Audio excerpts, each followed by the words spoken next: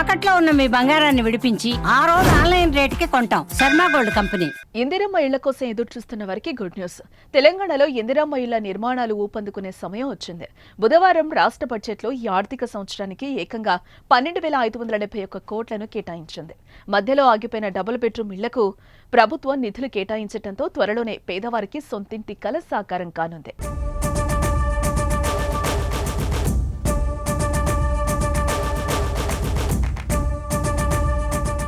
పేదలకు తమ సొంత ఇల్లు ఉండాలనే లక్ష్యంతో గత ఎన్నికల్లో ఇచ్చిన ఇందిరమ్మ ఇళ్ల పథకాన్ని వీలైనంత త్వరగా అందించాలని ప్రభుత్వం భావిస్తోంది.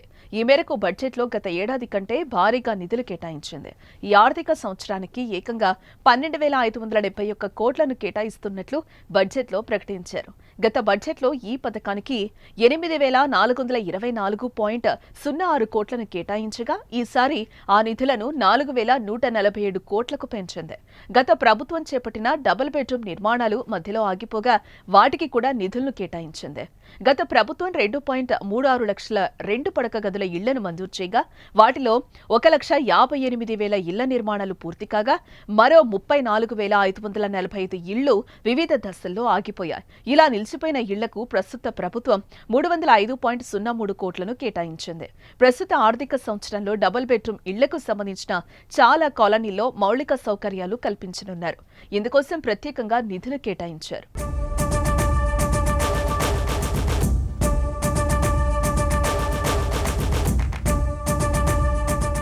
ప్రజాపాలనలో వచ్చిన దరఖాస్తుల ఆధారంగా రాష్ట్ర ప్రభుత్వం ఇళ్లను కేటాయించనుంది. ఇప్పటి వరకు రాష్ట్రంలో 80.54 లక్షల దరఖాస్తులు రాగా అధికారులు వాటిని ఇందిరమ్మ ఇళ్ల యాప్తో సర్వే జరిపి L123 విభాగాలుగా వర్గీకరించారు. L1 కేటగిరీలో సొంత జాగా ఉండి ఇళ్లు లేని వాళ్లను చేర్చారు.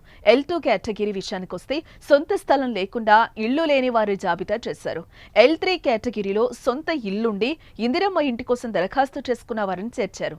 ఏటా నియోజకవర్గానికి 3,500 ఇళ్ల చొప్పున రాష్ట్రంలో గరిష్టంగా 4,50,000 ఇళ్లను అందించేలా రేవంత్ సర్కార్ కసరత్తు చేస్తోంది.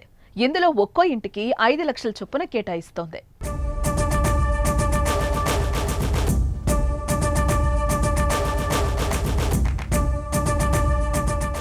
పేదలతో పాటు అల్ప ఆదాయ వర్గం, మధ్య ఆదాయ వర్గం వారికి కూడా అందుబాటులో ధరలకు ఇళ్లను నిర్మించి ఇవ్వాలని ప్రభుత్వం నిర్ణయం తీసుకుంది. ORR, RRR మధ్య శాటిలైట్ టౌన్షిప్ల ఏర్పాటుకు ప్రభుత్వం అఫోర్డబుల్ హౌసింగ్ పాలసీని సైతం తీసుకురానుంది. ఇప్పటికే దీనికోసం ప్రభుత్వం టెండర్లను కూడా పిలిచింది. బడ్జెట్లో దీని ప్రస్తావన ఉండడంతో ఈ ఆర్థిక ఏడాదిలో ఈ రెండు వర్గాల ప్రజల ఇళ్ల నిర్మాణానికి అడుగులు పడతాయనే ఆశాభావం వ్యక్తమవుతోంది. 22,500 కోట్ల రూపాయల అంచనా వ్యయంతో ప్రతి నియోజకవర్గానికి కనీసం 3,500 చొప్పున మొత్తం 4,50,000 ఇళ్లను మంజూరు చేస్తాం. గత ప్రభుత్వం 10 ఏళ్ల పాటు నిరుపేదలకు డబుల్ బెడ్రూమ్ ఇళ్లను ఇస్తామని ఆశలు రేకెత్తించి చివరకు నిరాశా నిస్పృహలనే మిగిల్చింది. అసంపూర్తిగా నిలిచిపోయిన గృహాల్లో 34,545 నిర్మాణాలకు 305 కోట్ల 3 లక్షల రూపాయల నిధులను కేటాయించి వాటిని అందుబాటులోకి తెస్తున్నాము.